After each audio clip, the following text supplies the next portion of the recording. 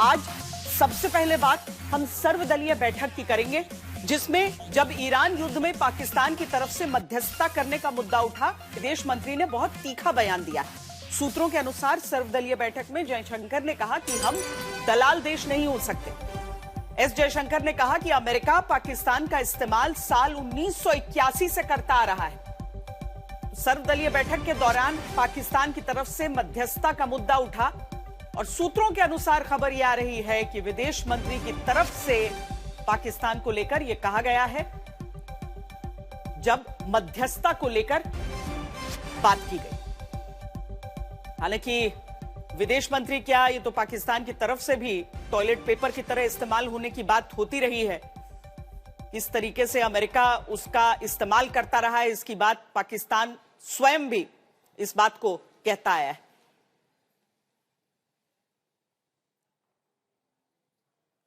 सर्वदलीय बैठक जो हुई है उसमें किस तरीके से ये जो पश्चिम एशिया क्राइसिस पूरा चल रहा है, जो युद्ध चल रहा है, उसके बीच के तमाम मुद्दों की चर्चा हुई है। ही पाकिस्तान ने अपने यहां पेट्रोल डीजल में 55 रुपए प्रति लीटर का इजाफा कर दिया है। जनता के गुस्से को शांत करने के लिए शहबाज मुनीर ने पाकिस्तान के मध्यस्थ बनने का दांव खेला। पाकिस्तान के लोगों का ही दावा है कि विदेशी मीडिया से पाकिस्तान के मध्यस्थ होने को लेकर खबरें छपवाई गईं, लेकिन ईरान ने पाकिस्तान की हकीकत उसका हॉर्मुज से जहाज रोक कर बता दिया। अब पाकिस्तान के लोग ही पूछ रहे हैं कि जब हमारा एक जहाज हॉर्मुज पार नहीं कर सकता तो हम मध्यस्थ क्या खाक बनेंगे? पाकिस्तान में आपका स्वागत है, जहां हर कोई मानता है कि सिर्फ पाकिस्तान ही जंग रुकवा सकता है, क्योंकि पाकिस्तान सुपर पावर है। पाकिस्तान की इस खुशफहमी को हकीकत से जोर का झटका लगा है, क्योंकि जो पाकिस्तान अमेरिका और ईरान के बीच जंग रुकवाने का ख्वाब देख रहा है, उस पाकिस्तान के जहाज को ईरान ने हॉर्मुज से गुजरने ही नहीं दिया। IRGC की नौसेना ने पाकिस्तान के सेलेन नाम के जहाज को स्ट्रेट ऑफ हॉर्मुज पार करने से रोक दिया। अफगानिस्तान में ईरान की दूतावास की ओर से सोशल मीडिया पर लिखा गया है कि पाकिस्तान का कंटेनर जहाज प्रोटोकॉल का पालन नहीं कर रहा था और बिना इजाजत हॉर्मुज पार करने की कोशिश कर रहा था, इसलिए उसे वापस लौटा दिया गया है। ईरान ने दो टूक शब्दों में कहा है कि स्ट्रेट ऑफ हॉर्मुज को पार करने के लिए ईरान की इजाजत जरूरी है। अगर पाकिस्तान इसका उल्लंघन करता है तो उसे हॉर्मुज पार करने नहीं दिया जाएगा। तो हकीकत ये है कि पाकिस्तान अपना एक जहाज हॉर्मुज से बिना ईरान की सहमति के पार नहीं करवा सकता, भले ही वो खुद को लेकर कुछ भी समझे। अब सवाल ये है कि पाकिस्तान की जनता को ये गलतफहमी कैसे हुई? तो इस सवाल का जवाब फाइनेंशियल टाइम्स और एक्सियोस की तरफ से जारी खबरें हैं, जिसमें बताया गया है कि ईरान जंग को खत्म करने के लिए पाकिस्तान संभावित मध्यस्थ के तौर पर उभर सकता है। पाकिस्तान की ख्वाहिश इस्लामाबाद में अमेरिका और ईरान के बीच बातचीत करवाने की है। ऐसा करके शहबाज और मुनीर अपनी जनता की नजरों में हीरो बनना चाहते हैं, जिन्होंने इस जंग के बाद तेल और गैस की महंगाई से जनता को लाद दिया है। पाकिस्तान के मध्यस्थ बनने को लेकर रविवार से माहौल बनना शुरू हुआ, जब खबर आई कि अमेरिकी राष्ट्रपति और पाकिस्तानी जनरल मुनीर के बीच बातचीत हुई है। उसके बाद शहबाज शरीफ ने शांति समझौते के लिए मध्यस्थता करने वाला सोशल मीडिया पोस्ट कर दिया, जिसे रिपोस्ट करते हुए डोनाल्ड ट्रंप ने पाकिस्तानी मध्यस्थता की अफवाह को और जोर दे दिया। हालांकि इस बात की आधिकारिक पुष्टि न तो अमेरिका की ओर से हुई है और न ही ईरान की तरफ से, फिर भी पाकिस्तान में खुशफहमी की पतंगें उड़ने लगी, जबकि वहीं के लोगों का कहना है कि ये मुनीर और शहबाज की नई चाल है। रॉयटर्स से लेकर अंतर्राष्ट्रीय मीडिया में पाकिस्तान के पक्ष में माहौल बनाया जाना कोई नई बात नहीं। इससे पहले पाकिस्तानी लड़ाकू विमान JF-17 को लेकर ऐसा ही झूठ परोसा गया, लेकिन उसकी पोल खुल गई। लेकिन यहाँ सवाल ईरान को लेकर था कि क्या वो पाकिस्तान की मध्यस्थता स्वीकार करेगा। इस सवाल पर ईरान के राष्ट्रपति मसूद पजेश्कियन का ये ट्वीट काफी कुछ कहता है, जिसने पाकिस्तान की सारी चालाकी लपेट कर फेंक दी।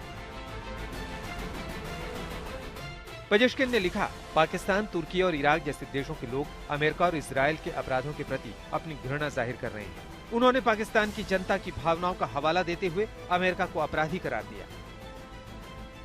ईरान की तरफ से यह बयान शहबाज शरीफ और डोनाल्ड ट्रंप की डिजिटल जुगलबंदी के तुरंत बाद में आया, जिससे लगता है कि ईरान भी पाकिस्तान के डबल गेम को समझता है। क्या पजेश्कियन मुनीर से पूछ रहे हैं कि तुम क्या वाकई में निष्पक्ष हो, क्योंकि मुनीर के बारे में कहा जाता है कि वो ईरान पर हमले में मदद का भरोसा दिए जाने के बाद ही ट्रंप के फेवरेट फील्ड मार्शल बने। यही नहीं, ट्रंप को खुश करने के लिए मुनीर ने पाकिस्तान में रहने वाले शिया नेताओं से यहाँ तक कह दिया कि अगर ईरान को लेकर इतना ही दर्द हो रहा है तो वहीं वो क्यों नहीं चले जाते।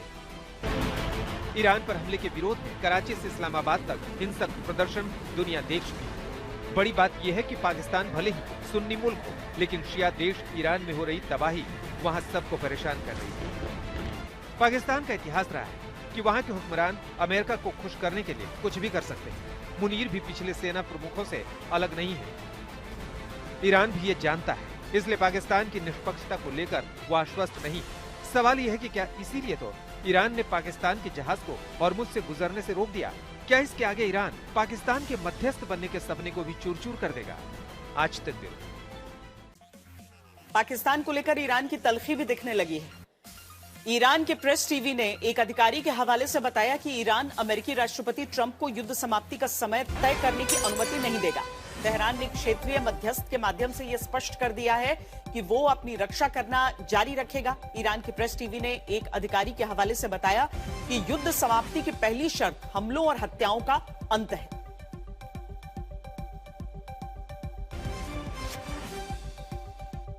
दरअसल पाकिस्तान हमेशा से डबल गेम खेलता है। एक तरफ वो ईरान से मुस्लिम भाईचारे की बात करता है, वहीं अमेरिकी राष्ट्रपति को खुश करने के लिए ईरान के खिलाफ हर संभव मदद देता दिखता है।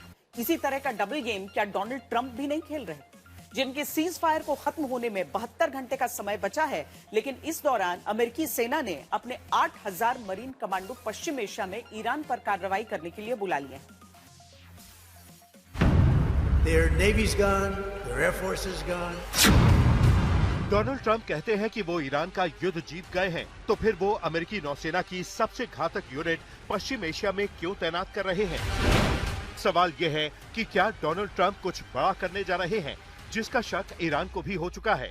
इसलिए उसने अमेरिकी विमान वाहक पोत यूएसएस अब्राहम लिंकन को निशाना बनाने का दावा किया। ईरान ने जिस यूएसएस अब्राहम लिंकन पर क्रूज मिसाइल से हमले का दावा किया, वो परमाणु इंजन से चलने वाला विमान वाहक पोत है, जो मिसाइलों और लड़ाकू विमानों से लैस अमेरिकी नौसेना की शक्ति का प्रतीक है।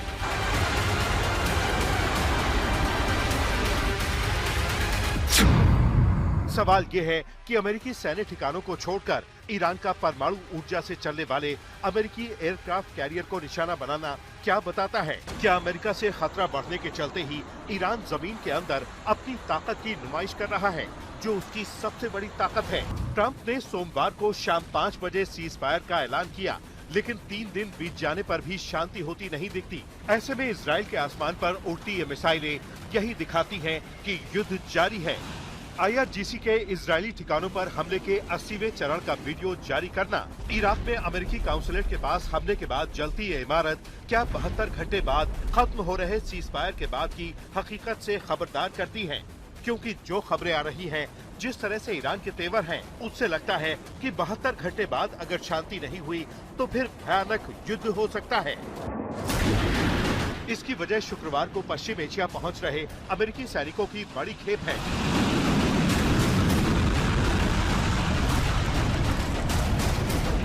जो अगले चरण में अमेरिका के लिए जमीनी ऑपरेशन को अंजाम दे सकते हैं। वॉल स्ट्रीट जर्नल के मुताबिक 31वीं एक्सपीडिशनरी यूनिट के लगभग 2200 मरीन जो यूएसएस ट्रिपोली पर सवार होकर आ रहे हैं, वो शुक्रवार को मैदान जंग में पहुंचने वाले हैं। उनके साथ एक amphibious landing dock USS New Orleans भी होगा। 11वीं मरीन एक्सपीडिशनरी यूनिट के लगभग 2500 और सदस्य भी यूएसएस बॉक्सर जंगी जहाज के साथ मिडिल ईस्ट पहुंच रहे हैं। सिर्फ इतना ही नहीं, टाइम पत्रिका ने बताया है कि अमेरिकी सेना की 82वीं एयरबोर्न डिवीजन से एक कॉम्बैट ब्रिगेड की संभावित तैनाती पर भी विचार हो रहा है। ये डिवीजन करीब 3000 सैनिकों वाली एक तत्काल प्रतिक्रिया बल के तौर पर काम करती है, जो दुनिया में कहीं भी 18 घंटों के भीतर तैनात होने में सक्षम है। इन सब को मिला लें तो करीब 8000 अमेरिकी सैनिक शुक्रवार और उसके 1-2 दिनों के अंदर पश्चिम एशिया में ईरान के पास तैनात होने वाले हैं। Their communications are gone. That's the biggest problem. It's very hard to communicate them between themselves. सवाल ये है कि अगर ईरान ने वाकई में घुटने टेक दिए हैं, उसकी सेना बुरी तरह तहस नहस हो गई है। ट्रंप अगर ईरान के नेताओं से बात कर रहे हैं तो फिर सैनिकों की इतनी बड़ी तैनाती क्यों? Are you deploying the additional troops to the region for deterrence or to optimize your operational capability? Well, I would say this, that if I told you the answer to that question, my military people would be very happy. But we have a lot of troops. We have unlimited ammunition. We have the greatest equipment in the world. And we are decimating Iran. America के military experts का कहना है कि Iran के साथ Donald Trump जिस बातचीत की बात कर रहे हैं उसका कुछ खास मतलब नहीं है। असल में ट्रंप युद्ध के अगले चरण की तैयारियों के लिए वक्त काट रहे हैं। टाइम मैगजीन ने कई सैन्य विशेषज्ञों के हवाले से बताया है कि शक बेबुनियाद नहीं है। माइकल पैट्रिक मुलरॉय, जो 2017 से 2019 तक ट्रंप के पहले कार्यकाल के दौरान मध्य पूर्व के लिए रक्षा के पूर्व उप सहायक सचिव थे, उन्होंने टाइम को बताया है कि 11वीं यूनिट को शामिल करने से मुझे लगता है कि कुछ बड़ा होने वाला है। उन्होंने कहा कि मेरे हिसाब से ये इस बात का संकेत है कि कोई इन यूनिट्स के साथ कुछ करने की योजना बना रहा है और उन्हें इन दोनों की जरूरत है। मिडिल ईस्ट में अमेरिका के 50,000 सैनिक पहले से ही तैनात हैं, लेकिन उनमें से ज्यादातर इन्फेंट्री यूनिट्स नहीं हैं, जिन्हें किसी देश पर हमला करने के लिए डिजाइन किया गया हो। मरीन एक्सपीडिशनरी यूनिट्स अलग होती हैं। ये एम्फीबियस असॉल्ट फोर्स होती है जो समुद्र से काम करती है, आगे तैनात रहती है और अक्सर किसी भी संघर्ष वाली जगह पर सबसे पहले पहुंचती है। सवाल ये है कि इनकी तैनाती अमेरिका क्यों कर रहा है? We're roaming free. We can do whatever we want.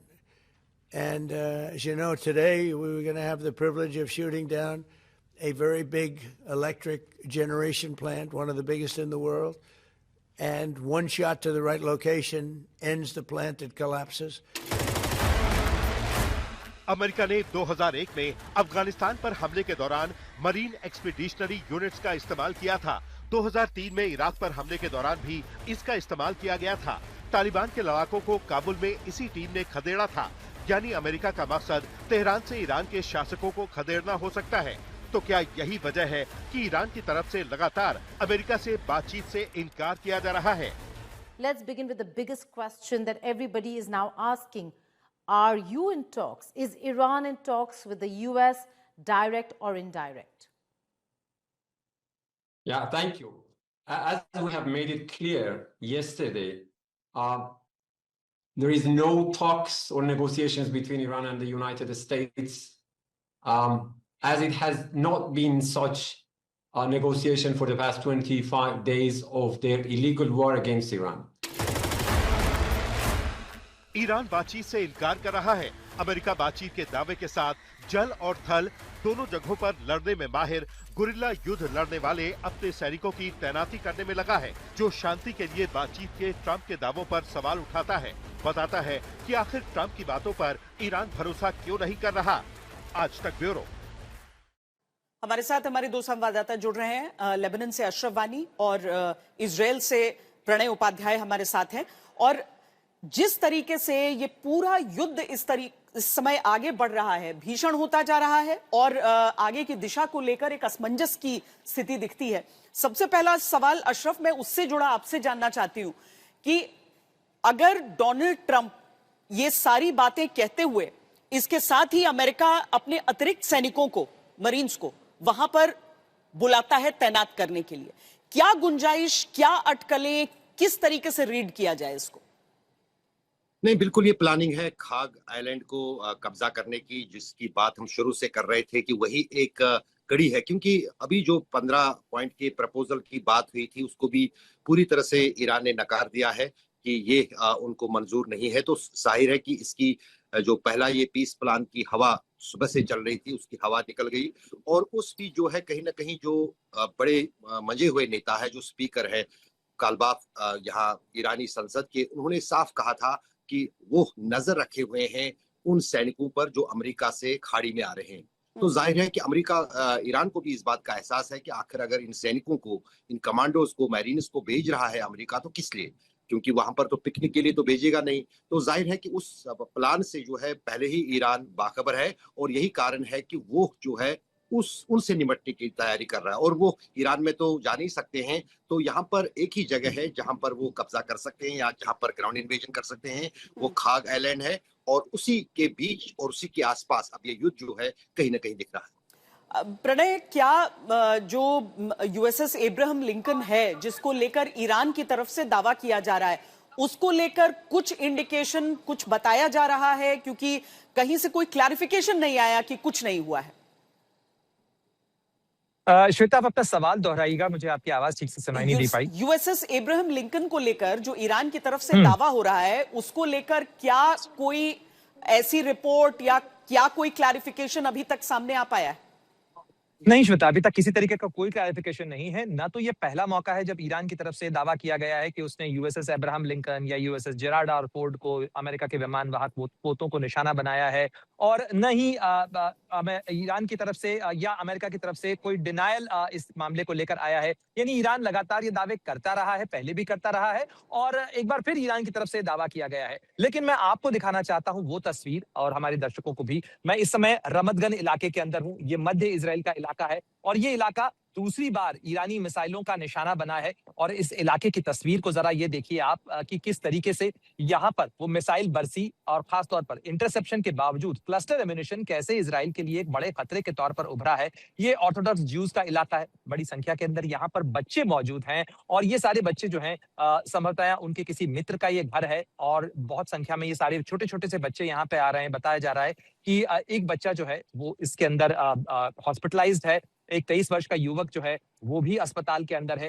यहाँ पर करीब 6 बच्चे घायल हुए हैं इस घटना के अंदर। और ये सारी जो तस्वीरें हैं, ये कुछ घंटे पहले ही हुआ इम्पैक्ट है, और ये एक कड़वी सच्चाई है कि तमाम बातों, तमाम दावों के बावजूद इस तरीके की जो तस्वीरें हैं वो लगातार इजराइल के कई जगहों से सामने आ रही हैं। और एक महत्वपूर्ण बात ये भी है, जैसे हम कल भी बात कर रहे थे श्वेता, कि ये जो इलाका है ये पूरी तरीके से रिहायशी इलाका है, घना बसा आबादी वाला इलाका है। यहाँ पे किसी तरीके का कोई सैन्य ठिकाना नहीं है। और अगर आप रमतगन की बात करें तो इस मध्य इजराइल के इलाके के अंदर ये दूसरी बार वार हुआ है। कुछ समय पहले जब यहाँ पर ईरानी मिसाइल गिरी थी तो 2 जो वृद्ध लोग हैं उनकी मृत्यु हुई थी यहाँ पर, और उसके बाद एक बार फिर इस इलाके के अंदर। और कल रात जब सायरन बजे तब उसके बाद बताया जा रहा है कि मध्य इजराइल के अंदर जबरदस्त पैमाने के ऊपर जो है वो कई जगह मिसाइलें इंटरसेप्ट हुई, और उसके बाद इनफैक्ट ये तीसरा हमला इस एरिया में हो गया है, यही इसी रिहायशी कॉलोनी के भीतर, जिसका आप लेटेस्ट ये तस्वीर आप दिखा रहे हैं इस समय। एक बड़ी खबर हम इस समय बता दें कि तेहरान टाइम्स के हवाले से बड़ी खबर आ रही है।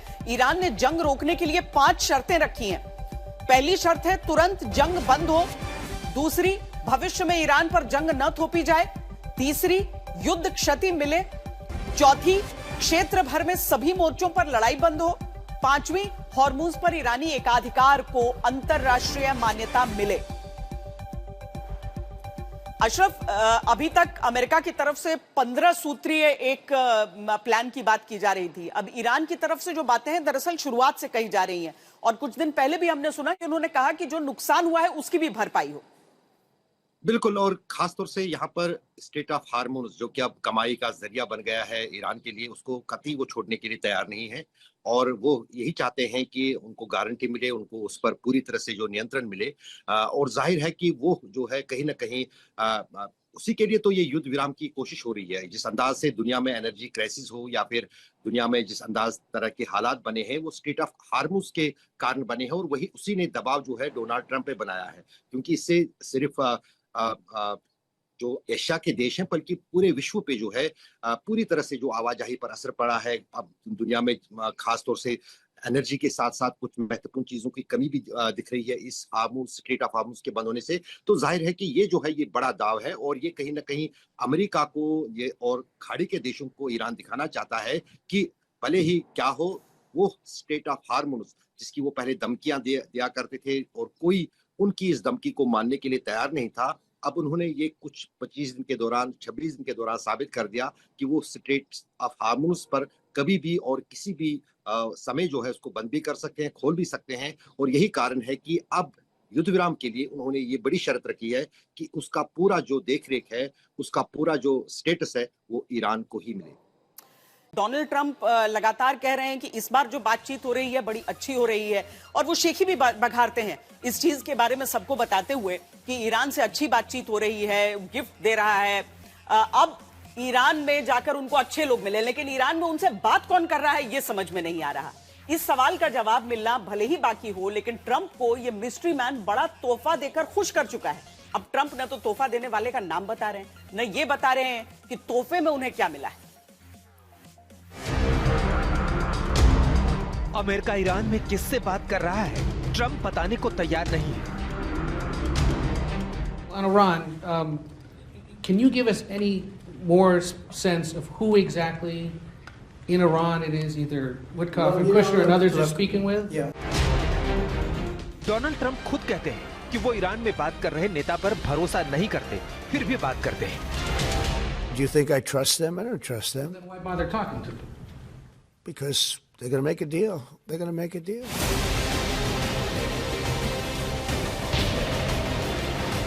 28 फरवरी के बाद ईरान के शीर्ष नेतृत्व का खात्मा हो चुका है। अब ट्रंप किससे बात कर रहे हैं? क्योंकि सर्वोच्च नेता Ayatollah Ali Khamenei, supreme national security council के सेक्रेटरी अली लारिजानी, ईरानी रक्षा परिषद के सचिव rear admiral Ali Shamkhani, IRGC के commander in chief major general Mohammad Pakpour और Basij commander brigadier general Gholam Reza Soleimani मारे जा चुके हैं। We killed all their leadership, and then they met to choose new leaders, and we killed all of them. And now we have a new group, and we can easily do that, but let's see how they turn. इस वक्त Iran में जिंदा बड़े नेताओं में मौजूदा supreme नेता Mojtaba Khamenei, राष्ट्रपति मसूद पजेश्कियान और ईरानी संसद के स्पीकर मोहम्मद बागर गलीबाफ शामिल हैं। ट्रंप इनमें से किससे बात कर रहे हैं, न वो बताने को तैयार है, न ईरान ये बात मान रहा है कि बातचीत हो रही है। तो ईरान कह रहा है कि ट्रंप अपने आप से बात कर रहे हैं, लेकिन दिलचस्प बात यह है कि ट्रंप भले ही ये ना बताएं कि ईरान में बातचीत किससे हो रही है, लेकिन वो उस गुप्त नेता से मिले तोहफे के बारे में बताना नहीं भूलते। They gave us a present, and the present arrived today. It was a very big present worth a tremendous amount of money. And I'm not going to tell you what that present is, but it was a very significant. तोहफे देकर Trump को खुश करने का सबसे आसान तरीका है, इसलिए उनकी इस कमजोरी का फायदा उद्योगपति अक्सर उठाते हैं। टिम कुक का ये वीडियो कौन भूल सकता है, जब उन्होंने खुलेआम ट्रंप को व्हाइट हाउस में 24 कैरेट सोने वाला तोहफा पेश किया है। पाकिस्तान के आर्मी चीफ तो अपने देश के दुर्लभ खनिज ब्रीफकेस में लेकर ट्रंप के सामने पेशगी के तौर पर ले गए थे। इसके बाद पाकिस्तान पर ट्रंप किस कदर पसीजे, किसी से ढका छुपा नहीं है। ईरान के तोहफे देने वाले इस नए ग्रुप को लेकर भी ट्रंप की राय बहुत अच्छी है। वो मान चुके हैं कि ईरान में अब जाकर सही लोगों से बातचीत हो रही है। It's a very significant prize, and they gave it to us, and they said they were going to give it, so that meant one thing to me: we're dealing with the right people. To the Strait of Hormuz and the flow of... Yeah, it was related to the flow and to the strait, yeah. Cease fire के ऐलान के बाद Trump दावा करते हैं कि उन्हें जो तोहफा मिला है उनका रिश्ता स्ट्रेट ऑफ हॉर्मुज से है, जिसे ईरान के साथ मिलकर कंट्रोल करने का दावा दुनिया को हैरान कर चुका है। लेकिन ट्रंप ऐसे ही हैं। अब सवाल यह है कि ट्रंप को तोहफा देने वाले गुप्त नेता या ग्रुप ने अमेरिका की बातें नहीं मानी, मसलन परमाणु कार्यक्रम बंद नहीं किया, मिसाइल कार्यक्रम बंद नहीं किया, यूरेनियम नहीं सौंपा, तब क्या होगा?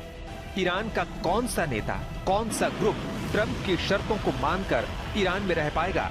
ये अपने आप में बड़ा सवाल है। आज तक ब्यूरो। अब सूत्रों के हवाले से बड़ी खबर आ रही है कि अमेरिकी राष्ट्रपति डोनाल्ड ट्रंप से कल हुई बातचीत में प्रधानमंत्री मोदी ने दो टूक कहा कि युद्ध जल्द से जल्द समाप्त होना चाहिए, क्योंकि इससे सभी को नुकसान हो रहा है। विदेश मंत्री ने सर्वदलीय बैठक में इस बारे में बताया, जब उनसे पूछा गया कि प्रधानमंत्री ने अमेरिकी राष्ट्रपति डोनाल्ड ट्रंप के साथ अपनी फोन पर हुई बातचीत में क्या कहा था, तब जयशंकर ने बताया कि मोदी ने ट्रंप से कहा कि युद्ध समाप्त होना चाहिए।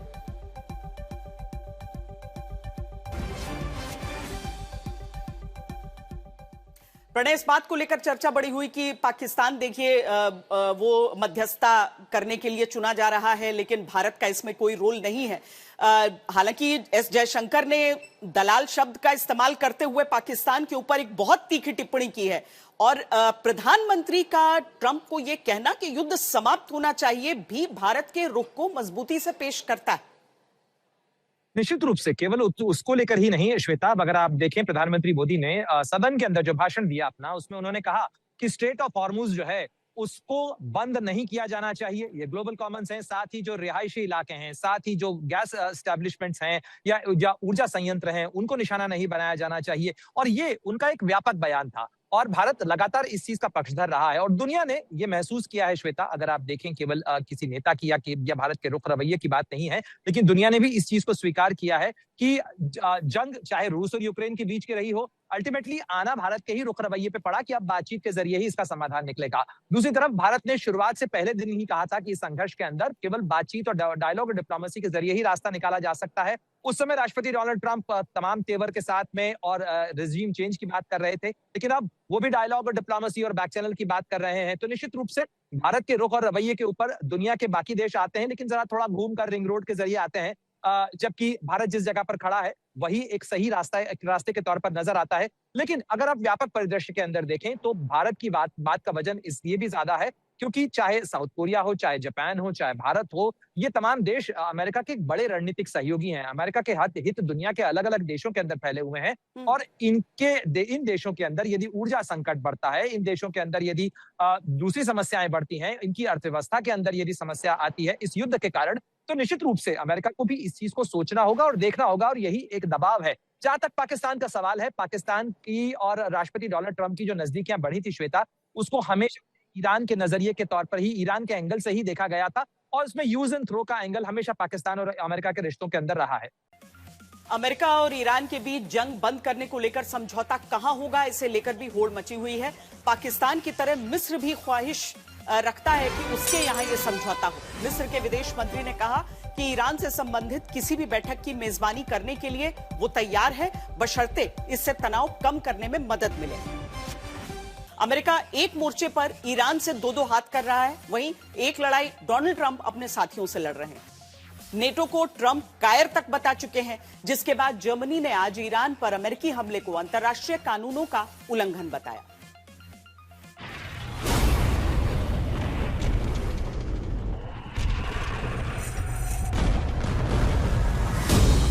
एपी नॉर्क सर्वेक्षण के अनुसार 59% अमेरिकी मानते हैं कि ईरान के खिलाफ अमेरिकी सैन्य कार्रवाई हद से ज्यादा हो गई है। 45% लोग पेट्रोल का खर्च वहन करने को लेकर चिंतित हैं, लेकिन डोनाल्ड ट्रंप रुकते नहीं दिखते। We killed all their leadership, and then they met to choose new leaders, and we killed all of them. And now we have a new group, and we can easily do that, but let's see how they turn out. We have really regime change. You know, this is a change in the regime because the leaders are all very different than the ones that we started off with that created all those problems. So this was, I think we can say, Jason, this is regime change, right? Donald Trump को लगता है कि उन्होंने Iran में वो काम कर दिखाया है जो आज तक किसी अमेरिकी राष्ट्रपति ने नहीं किया, लेकिन इसके लिए अमेरिका को बड़ी कीमत चुकानी पड़ रही है। दुश्मन छोड़िए, जर्मनी जैसे दोस्त भी आलोचना कर रहे हैं।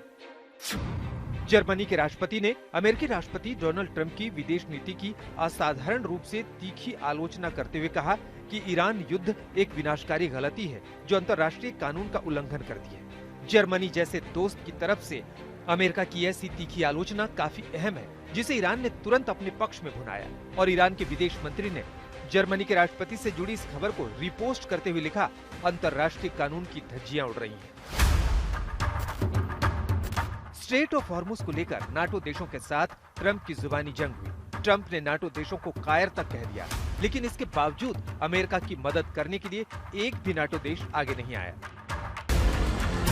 पिछले 50 सालों में शायद ऐसा पहली बार हो रहा है जब अमेरिका को युद्ध में दोस्तों का साथ ना मिला हो। 1964 से 1975 तक चली वियतनाम जंग में अमेरिका को दक्षिण कोरिया, ऑस्ट्रेलिया, थाईलैंड, फिलीपींस और न्यूजीलैंड का साथ मिला। हालांकि वियतनाम मामले में नाटो में मतभेद देखने को मिले थे, लेकिन फिर भी ब्रिटेन जैसे देश अमेरिका के साथ खड़े रहे। साल 2003 से 2011 के बीच इराक युद्ध में अमेरिका ने 30 देशों के साथ मिलकर सद्दाम हुसैन को सत्ता से हटाया। अकेले ब्रिटेन ने 45,000 सैनिक इस जंग में भेजे थे, लेकिन इस बार ब्रिटेन ने अमेरिका को अपने सैन्य ठिकाने देने में देरी की, जिससे ट्रंप नाराज हो गए। ट्रंप को लगता है कि अमेरिका ने हमेशा नाटो देशों की मदद की है, और जब अमेरिका को उनकी मदद चाहिए तो वो आनाकानी कर रहे हैं। जबकि अफगानिस्तान में तालिबान के खिलाफ जंग में ऐसा नहीं था। जब साल 2001 से 2021 के बीच जंग में नाटो के 1,30,000 सैनिकों ने हिस्सा लिया। साल 2001 में 9/11 के हमले के दौरान नाटो देश खुलकर अमेरिका के साथ आए थे। ये सिलसिला सीरिया और लीबिया युद्ध तक जारी रहा, लेकिन डोनाल्ड ट्रंप के कार्यकाल में रिश्ते इतने बदल गए कि ट्रंप दोस्तों को ही खुलेआम फटकारने लगे। In getting America's allies to assist the U.S. in escorting those oil tankers through the Strait of Hormuz? Well, we don't need too much help, and we don't need any help. Put out notice. I was watching over the last couple of weeks, and all of our NATO allies were very much in favor of what we did. They thought it was very important. We were just discussing it, actually. Very important that we take out the nuclear threat from Iran, and we've done that. Iran के साथ जंग में अकेला Israel America के साथ खड़ा है, जो ईरान को अपने लिए सबसे बड़ा खतरा मानता है। अब ट्रंप की योजना अकेले ही हॉर्मुज स्ट्रेट को खुलवाने की है, जिसके लिए उन्होंने अपने अतिरिक्त सैनिक मंगवा लिए हैं। आज तक ब्यूरो। अमेरिका और ईरान में सिर्फ बम मिसाइल नहीं चल रहे हैं, नैरेटिव वॉर भी चल रहा है। ईरान की सारी कोशिश खुद को मजबूत दिखाने की है। सभी अमेरिकी पीड़ित देशों की तरफ से बदला लेने वाले देश की छवि बनाने की है। इसी से जुड़ा एआई वीडियो आज ईरान ने जारी किया। वहीं इजराइल की तरफ से ईरान की मौजूदा सरकार के जाने के बाद तेहरान से टेल अवीव तक बेहतर रिश्ते होने की उम्मीद जताने वाला एआई वीडियो जारी किया गया।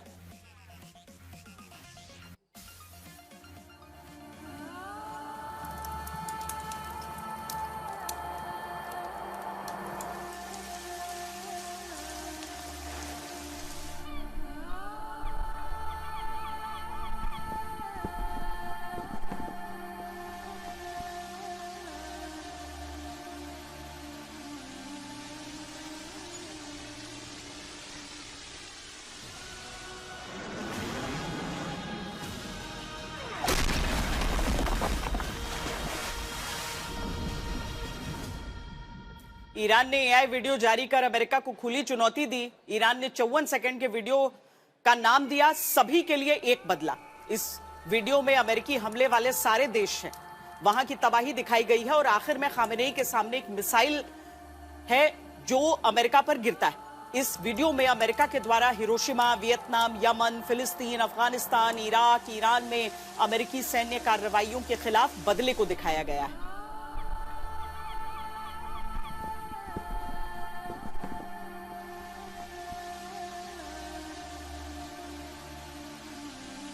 तो ईरान की तरफ से जो वीडियो जारी किया गया है वहां पर मिसाइल को उड़ते हुए दिखाया गया है और उससे बदले की बात की गई। इजराइल की तरफ से उल्टी बात कही गई है। इस वीडियो में इजराइल ने उम्मीद जताई है कि जब ईरान और इजराइल के बीच संबंध बेहतर हो जाएंगे तब तस्वीर कैसी दिखेगी। इस वीडियो में दिखाया गया है कि टेल अवीव से तेहरान के बीच की उड़ान न केवल उस दूरी को खत्म करेगी बल्कि किस तरीके से तेहरान में भी सड़कों पर उसी तरह की आजादी और जिंदा दिली नजर आएगी। و مهمتر از همه آدما همه عمرم بهم گفتن دشمن ما هستن، ولی من چی دیدم زن و مردایی که دوست دارن زندگی کنن، بخندن، دوچرخه سوارشن، هر چی دلشون خواست بپوشن. عاشق شدم। लेबनान के दक्षिणी तट पर मछली पकड़ना लंबे समय से केवल एक पेशा नहीं बल्कि एक जीवन शैली रहा है, लेकिन आज ये परंपरा खतरे में है। जंग की वजह से मछुआरे समुद्र में नहीं जा पा रहे, जिससे सैकड़ों परिवारों की आजीविका पर संकट मंडरा रहा है। देखिए अशरफ वानी की ये रिपोर्ट। मैं इस वक्त यहाँ टायर सिटी में हूँ, जो दक्षिणी लेबनान की कोस्टल सिटी भी है और एक प्रमुख और पुराना शहर भी है। पिछले कुछ हफ्तों के दौरान यहाँ पर लगातार जो है इसराइल की तरफ से हो रही गोलाबारी और एरियल स्ट्राइक्स के चलते अब क्योंकि ज़मीनी युद्ध भी शुरू हुआ है, ग्राउंड इन्वेजन इजराइल की तरफ से हुआ है, तो सबसे ज़्यादा असर दक्षिणी लेबनान के इस शहर पर पड़ा है, क्योंकि मेडिटेरियन सी के किनारे होने के कारण यहाँ पर एक बहुत बड़ा तबका जो है फिशिंग पर अपना गुजर बसर करता है, यानी मछुआरे हैं।